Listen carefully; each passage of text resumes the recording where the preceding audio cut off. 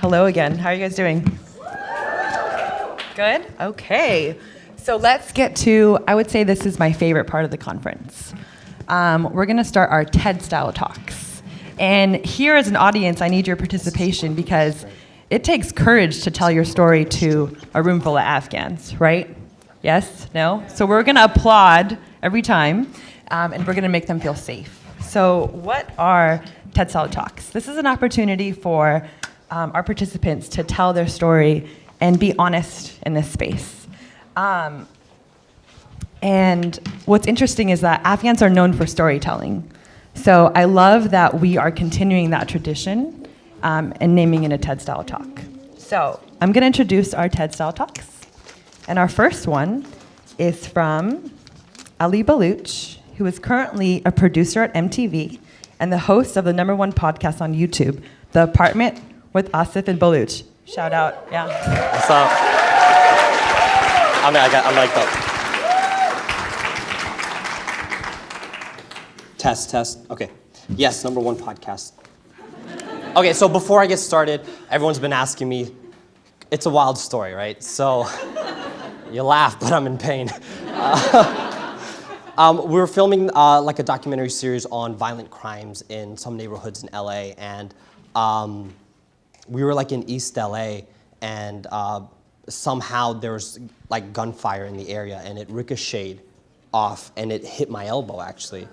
And as I was like running, I tried to climb over a fence, and it felt like a bite at first, so I didn't really feel like a gunshot wound, but I fell face like down off the fence and stuck my arm out, dislocated my elbow, and here I am. Anyways, on a lighter note, sorry, broke it in like 3 spots. This graph means nothing. It's just to make me look smart on Instagram. So get this picture with the graph. That's that. I'm sure you all know what my talk's about. The importance of Hamilton. No, I'm just playing. But seriously, all jokes aside, I want to talk about the importance of representation in media. So how are like Arabs, Afghans, Desis usually depicted in media, right? We're shown as terrorists or these barbaric men that beat their women and keep them in harems, or we're like these goofy 7-Eleven Quickie Mart owners, right? So growing up, like I'm sure many of you, I wasn't allowed to watch The Simpsons. My dad didn't really approve of like the whole Bart-Homer relationship, disrespectful kid being rude to his dad. So, and to be honest, like I really wouldn't feel comfortable if my 2-year-old nephew begins to watch that show too. And not because of the same reasons as my dad, but because of the depiction, the racist depiction of one of its characters, Apu.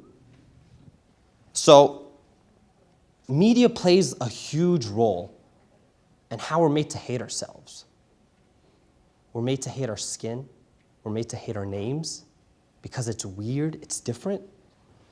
You know, and when we're in these vulnerable states with our hyphenated identities, the lack of proper representation with our dual identities, some of us will begin to see ourselves as those characters.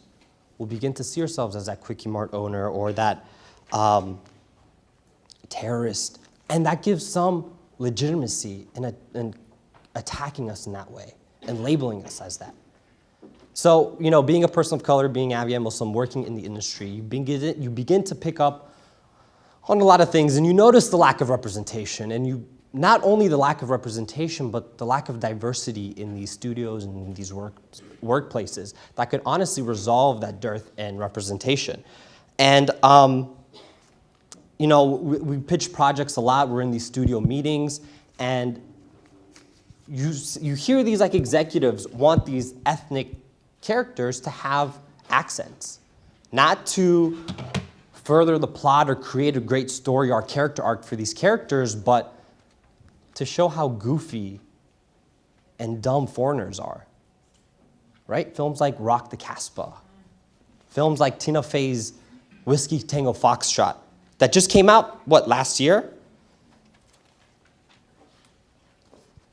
So I try to like begin to count on my hand, like, okay, where are my brown folks at? Like, let me look for them in the industry. And then, you kind of notice that it's not this whole Illuminati mess, right? There's no like secret agenda. People are not trying to get to us. But look, realistically speaking, some bro had his like frat brother give him a gig in the industry.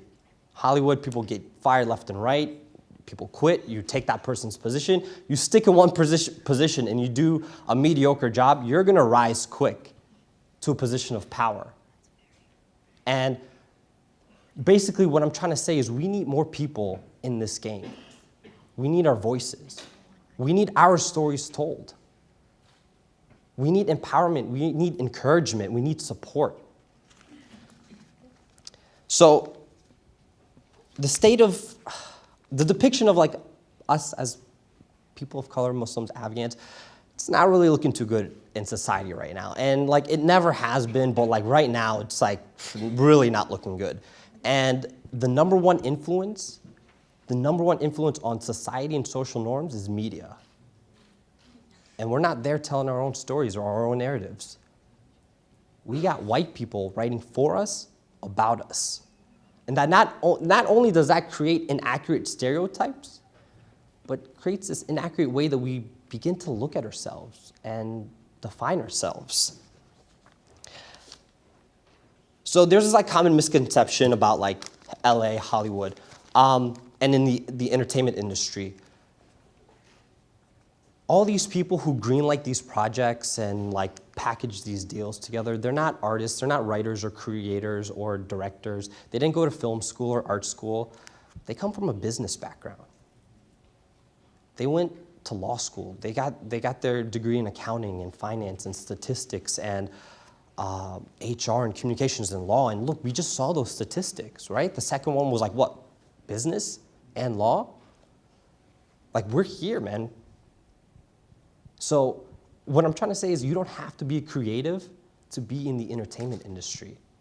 There's only a few slots for us creatives, and the rest, they're always hiring non-creatives just to keep that well-oiled machine going. Now, if we don't, like I mentioned, all those statistics that we just saw from the AAC thing, if we don't place a limit or a limitation on the services that we could provide, and we see that versatility in that law degree or in that business degree, then we can see so much more progress in our artistic progress, our creative development.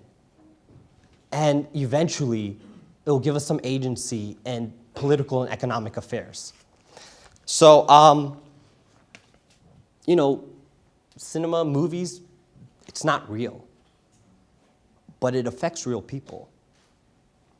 And you guys, I can't do a presentation without bringing this up. You knew I was gonna bring this up.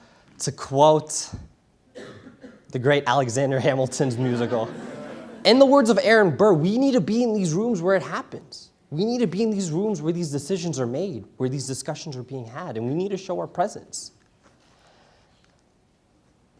We also just need to encourage our youth. We need to support them, and not just encourage them, but to help them master that skill. I don't know why there's like this whole stigma against artists in our community. Like, dude, art runs so deep within our culture, but for some reason there's like this unwarranted stigma. Well, maybe it's our parents, they fear the financial instability, which I get, But if you look at like our history, we connect to Afghanistan through our art, through music, through poetry, the rugs, the dresses, even the cuisine. Dude, oral storytelling, Afghans are like the best storytellers ever. That in itself is an art, but why are we so ashamed of it? We shouldn't be ashamed of something so deeply ingrained in our culture. And I say this a lot, and I'm gonna say it again, and I'm gonna end on this. Kids need heroes that look like them. And it's our job to create them. Thank you.